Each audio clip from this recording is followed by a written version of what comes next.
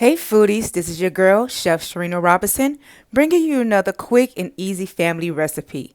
Today we're going to be making a nice, simple, a mock video of an Olive Garden summer salad. Yes, that's an Olive Garden summer salad. Here on this channel, you're going to be getting a taste of Miami with the Louisiana twist. Today, we're going to be cutting some fresh cherry tomatoes. I went to my local market, which here in Georgia is Ingles, and they had a variety of cherry tomatoes. You want to gather your mise en place. I have a bowl here, and I use meal prep bowls because that way I can separate them easier. I like to keep the colors separate because in the end, when you're garnishing your plate, you want to have an easy transition by applying the tomatoes around your salad properly. So that way it keeps me organized. It keeps everything, you know, in a little simple process. I just go with the flow. So here we go, y'all. If y'all hear my dogs walking in the back, I am a dog breeder, so I have 14 dogs on site. Don't forget to subscribe, like, and share. So we just took a little pause break. You know, I'm improvising at this moment until I could get a studio. Here we go. I like clean, crisp lettuce. I have some Aristian lettuce that I'm cutting up inside of my colander.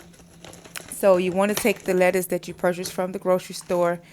I haven't washed it just yet. I'm going to do that in a few moments. You break them apart. Make sure there's no bugs, no insects inside. If there's any brown pieces, you want to make sure that you go ahead and discard those. I used a pair of kitchen shears and I began to cut my Aristian, I think I'm saying that right, lettuce. Cut it up. I don't like big, large lettuce pieces. Remember, if you do not use this lettuce right away, it will begin to wilt and brown. Once you take some salad and you start to cut it, it will turn brown. So therefore, if you're going to cut it, it is better to break them up in pieces with your hand. It's easier, faster, and that way you can keep everything uniform. Again, like I said before, you want to make sure that your salad is very colorful, the texture is crisp, you have no wilted pieces, and we're going to wash this. I do not have a a salad spinner here. So I took a paper towel and just wiped it really quickly, and used a paper towel and just got almost all of the water that I could get out as much as possible. So that's what I'm doing here. Here we go. We have our nice clean bowl. And in our bowl, you're going to place your clean lettuce leaves. Make sure that you place them inside very gently. You don't want to crush it because you still want your lettuce to be crunchy. It should not be wet. It should not be soggy. You should not have water in the bottom of your bowl. So if you were using a salad spinner, you can spin all the water off the lettuce. At times, even if you do use a paper towel to try to dry off the leaves, it's still going to have some water. So please be mindful of it. There is nothing more nastier than eating a fresh salad and you have water at the bottom. There you saw I had added some cranberries, ocean spray. I love to add these to my salad. It is not your typical Olive Garden salad because they do not add cranberries, but I do. I use almonds, and these are sliced almonds. I like the cranberries going back to that because it gives it that sweet taste. And we have our Kalamata olives by Flora, and this is going to give you that little I won't say spice, but that tangy. And I love Kalamata olives, if I'm saying that right. Y'all know I am Southern, so a lot of my words are going to be said wrong. But at the end of the day, you get the point. Now, here we go. These long videos have to be 8 minutes, so this is going to be drawn out. These are my banana peppers, and they also call them, I think they call them peppercini peppers. I told y'all, I'm all messed up in here.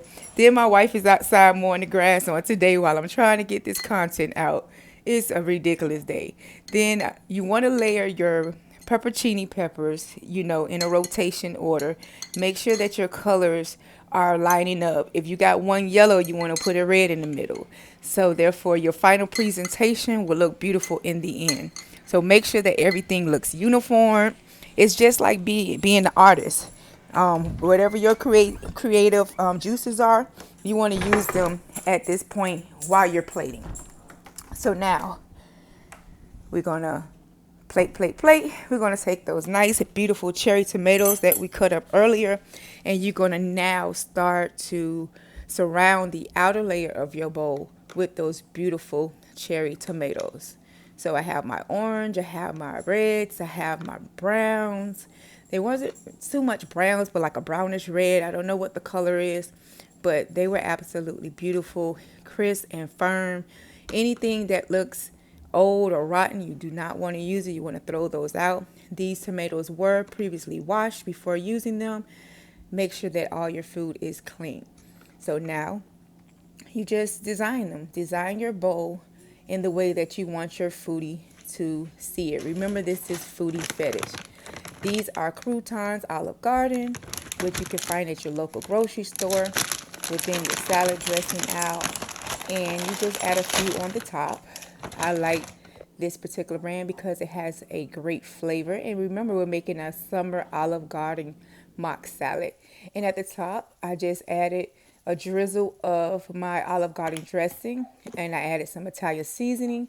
And you want to add some grated Parmesan cheese on the top. And that is going to give it that beautiful white snowflake look. And that's how you garnish this beautiful salad that we have here. Don't forget to subscribe to all of our channels, YouTube, TikTok, Facebook. Like and subscribe. If you would like to purchase this recipe, follow and click the link inside of the bio. And we look forward to seeing more of you on our channels as a foodie fan. Now, this is our website, www.foodiefetish.com. I have so many other videos, so many other recipes for the last few years. Please bear with me, you all. I'm trying to get everything together, trying to be a mother, trying to be a wife, trying to be a content creator, trying to start a new business. We have our egg roll company, so I have so much going on while still trying to create content, editing, creating logos, creating videos. It's a lot of work. So I'm doing my best, but I'm trying to get it to you all as fast as I can because it's a lot of work. So there we go. That's Cooking with Chef Sharina Robinson, and that's my foodie fetish. What's yours? Everybody has one.